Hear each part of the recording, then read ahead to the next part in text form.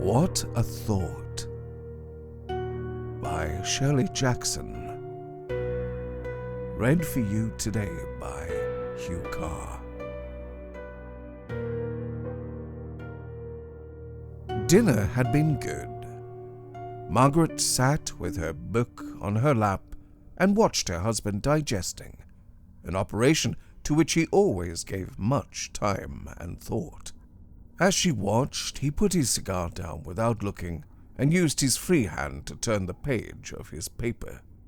Margaret found herself thinking with some pride that, unlike many men she had heard about, her husband did not fall asleep after a particularly good dinner.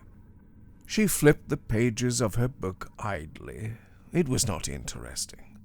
She knew that if she asked her husband to take her to a movie or out for a ride or to play gin rummy, he would smile at her and agree. He was always willing to do things to please her. Still, after 10 years of marriage. An odd thought crossed her mind. She would pick up the heavy glass ashtray and smash her husband over the head with it. Like to go to a movie? Her husband asked. I don't think so, thanks. Margaret said. Why? You look sort of bored. Her husband said. Were you watching me? Margaret asked. I thought you were reading. Just looked at you for a minute. He smiled at her. The smile of a man who is still, after 10 years of marriage, very fond of his wife. The idea of smashing the glass ashtray over her husband's head had never occurred before to Margaret, but now it would not leave her mind. She stirred uneasily in her chair, thinking, what a terrible thought to have. Whatever made me think of such a thing? Probably a perverted affection gesture, and she laughed. Funny? Her husband asked. Nothing, Margaret said. She stood up and crossed the room to the hall door without purpose, and looking at her husband did not help. The cord that held the curtains back made her think. Strangle him. She told herself, it's not that I don't love him. I just feel morbid tonight, as though something bad were going to happen. A telegram coming, or the refrigerator breaking down. Drown him, the goldfish bowl suggested. Look, Margaret told herself severely, standing just outside the hall door so that her husband would not see if he looked up from his paper. Look, this is perfectly ridiculous. The idea of a grown woman troubling herself with silly fears like that, it's like being afraid of ghosts or something. Nothing is going to happen to him, Margaret, she said almost aloud. Nothing can happen to hurt either you or your husband or anyone you love. You are perfectly safe. Margaret? Yes? Is something wrong? No, dear. Margaret said. Just getting a drink of water. Poison him? Push him in front of a car? A train?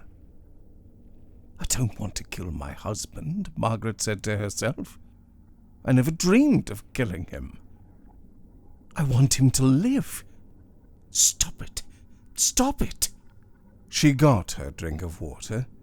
A little formality she played out with herself because she had told him she was going to do it, and then wandered back into the living room and sat down. He looked up as she entered. You seem very restless tonight, he said. It's the weather, I guess. Margaret said. Heat always bothers me. Sure you wouldn't like to go to a movie? He said. Or we could go for a ride? Cool off? No, thanks, she said. I'll go to bed early. Good idea, he said. What would I do without him, she wondered. How would I live? Who would marry me? Where would I go? What would I do with all the furniture? crying when I saw his picture burning his old letters? I could give his suits away, but what would I do with the house? Who would take care of the income tax? I love my husband, Margaret told herself emphatically. I must stop thinking like this. It's like an idiot tune running through my head. She got up again to turn the radio on. The flat voice of the announcer offended her, and she turned the radio off again, passing beyond it to the bookcase. She took down a book and then another, leafing through them without seeing the pages, thinking, it isn't as though I had a motive. They'd never catch me. Why would I kill my husband? She could see herself saying tearfully to an imaginary police lieutenant, but I loved him. I can't stand his being dead. Margaret, Her husband said. are you worried about something? No, dear. She said. Why? You really seem terribly upset tonight. Are you feverish? No. She said. A chill, if anything. Come over here. Let me feel your forehead. She came obediently and bent down for him to put his hand on her forehead. At his cool touch she thought, oh, the dear good man, and wanted to cry at what she had been thinking. You're right, He said. your head feels cold. Better go on off to bed. She said. Shall I make you a drink? He asked. Or something like lemonade? Thank you very much, dear. She said. But no thanks. They say if you soak a cigarette in water overnight, the water will become almost pure nicotine by morning, and deadly poisonous. You can put it in coffee, and it won't taste.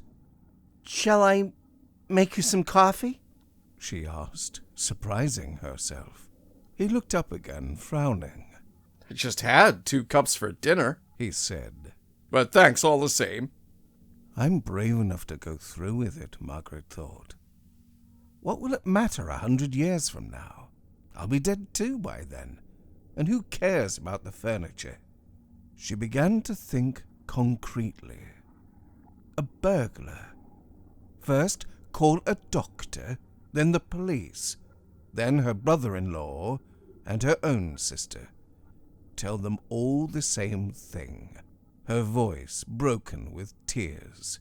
It would not be necessary to worry about preparations. The more elaborately these things were planned, the better chance of making a mistake. She could get out of it without being caught if she thought of it in a broad perspective, and not as a matter of small details. Once she started worrying about things like fingerprints, she was lost.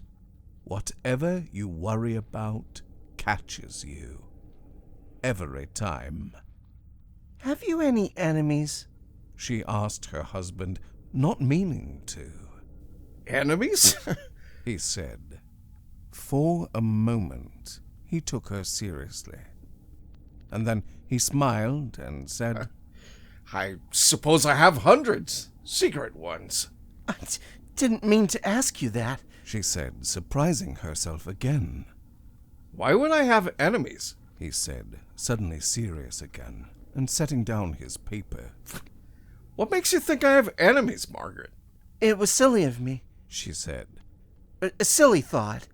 She smiled, and after a minute he smiled again. I suppose the milkman hates me. He said. I always forget to leave the bottles out. The milkman would hardly do. He knew it, and he would not help her.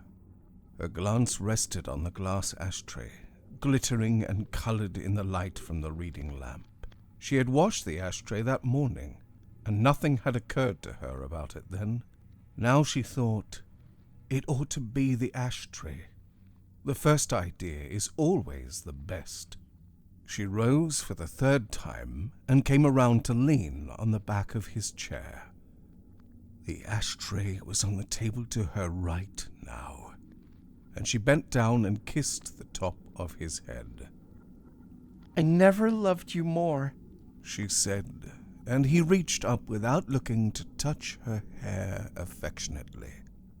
Carefully, she took his cigar out of the ashtray and set it on the table. For a minute, he did not notice, and then, as he reached for his cigar, he saw that it was on the table and picked it up quickly, touching the table underneath to see if it had burned. "Set fire to the house," he said casually. When he was looking at the paper again, she picked up the ashtray silently. I don't want to, she said as she struck him.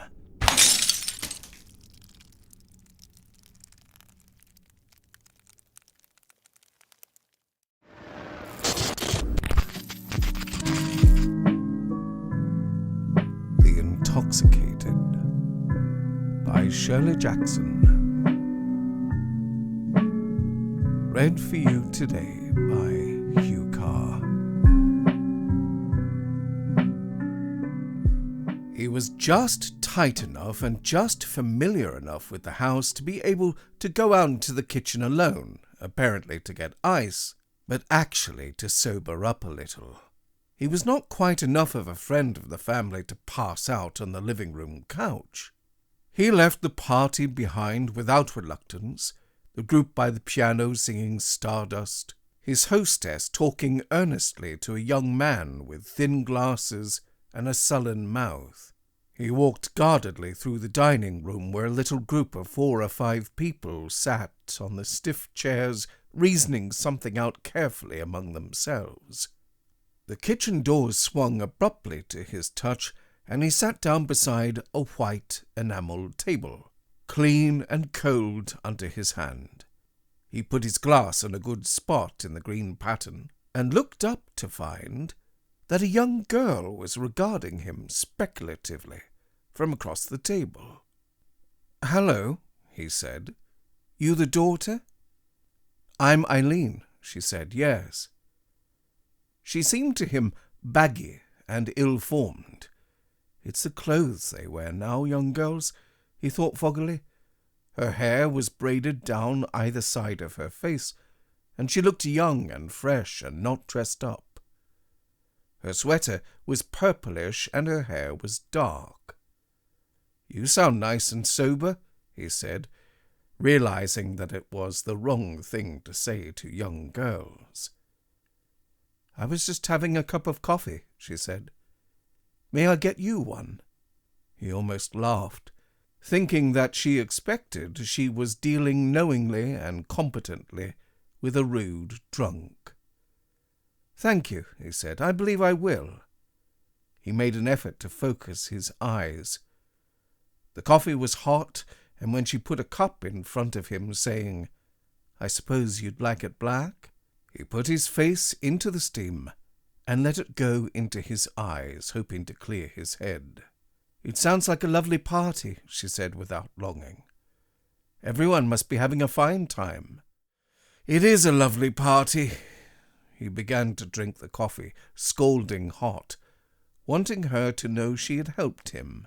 His head steadied, and he smiled at her. "I feel better," he said. "Thanks to you."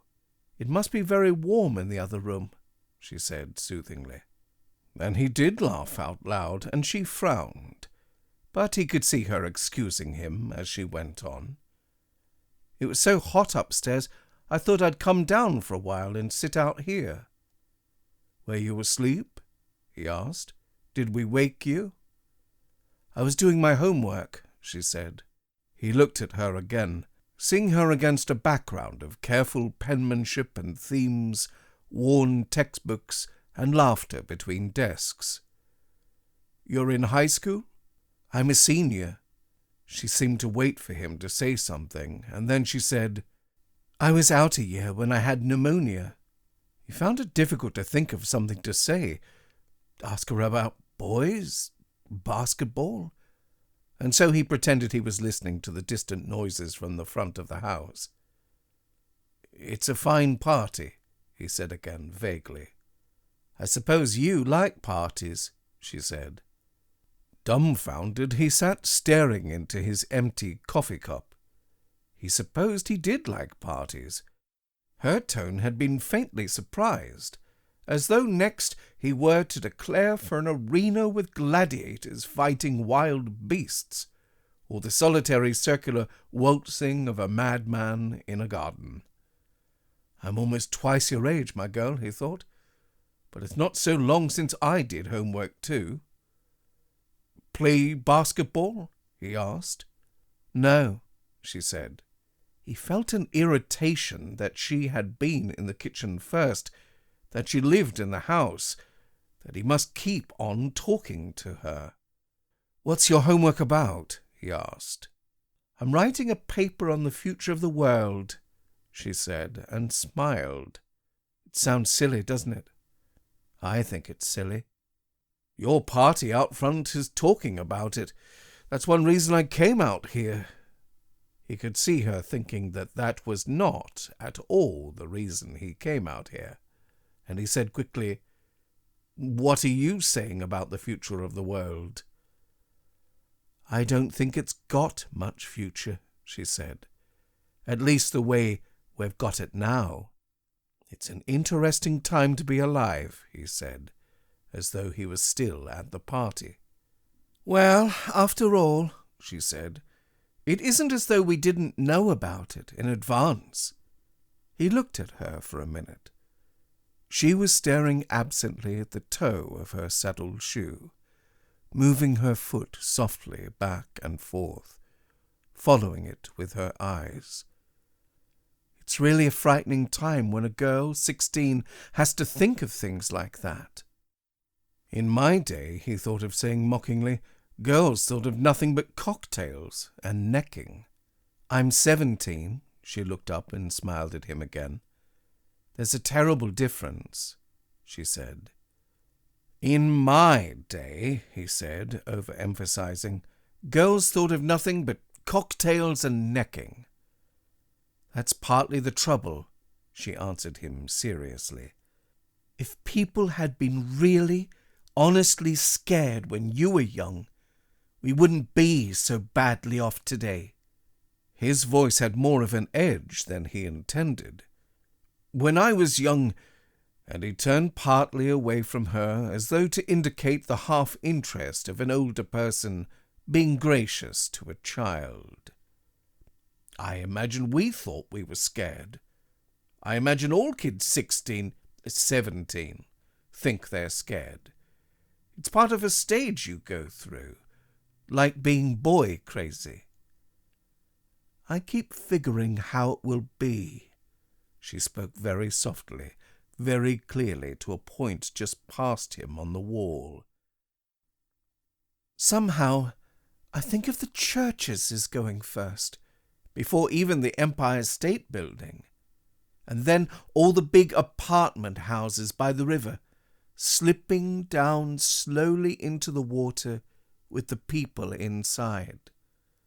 And the schools in the middle of Latin class, maybe, while they're reading Caesar." She brought her eyes to his face, looking at him in numb excitement. "Each time we begin a chapter in Caesar, I wonder if this won't be the one we never finish. Maybe we in our Latin class will be the last people who ever read Caesar." "That would be good news," he said lightly. "I used to hate Caesar. I suppose when you were young, everyone hated Caesar," she said coolly. He waited for a minute before he said, "I think it's a little silly of you to fill your mind with all this morbid trash.